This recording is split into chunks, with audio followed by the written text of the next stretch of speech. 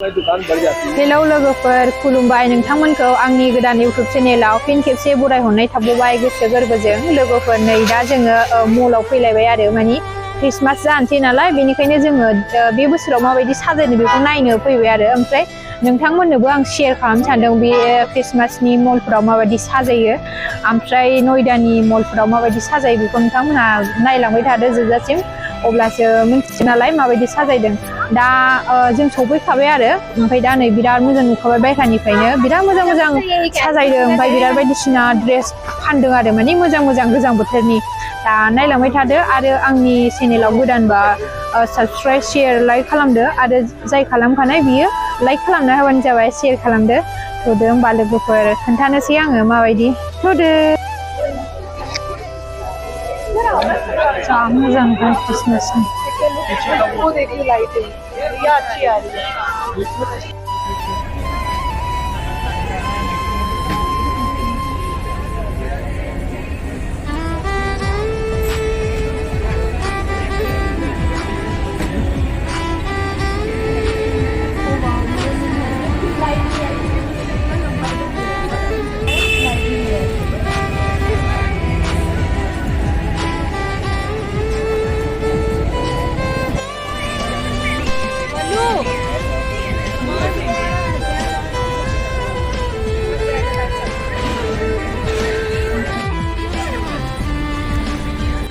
लोगोफोर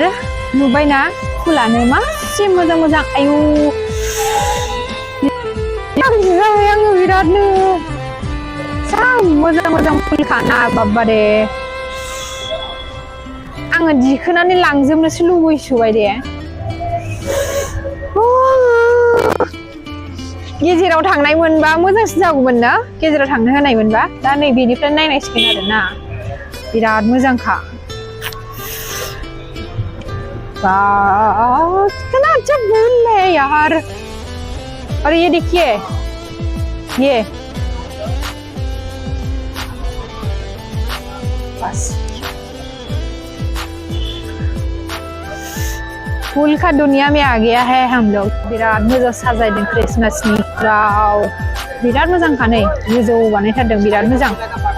बायह्रायाव बेखौ बिदि साजायदों आरो ओमफ्राय सिङाव नायनोसै माबायदि साजायदों दाथ' नोंथांमोननो बायह्राफोरनिखौ खोन्थाबाय जोङो बायह्राफ्राव माबायदि साजायदों दा नै नायदो बिराद मोजां नुखादों नायबाय थाथावथावखा आरोना चलिए फिर अंदर थ' सिङाव नायनोसै लोगोफोर नै जोङो दा मलनि माबायाव फैथारबाय खाथिथाराव ओमफ्राय नै बिबारफोरखौ बिराद मोजां जेरावबो बिबार नै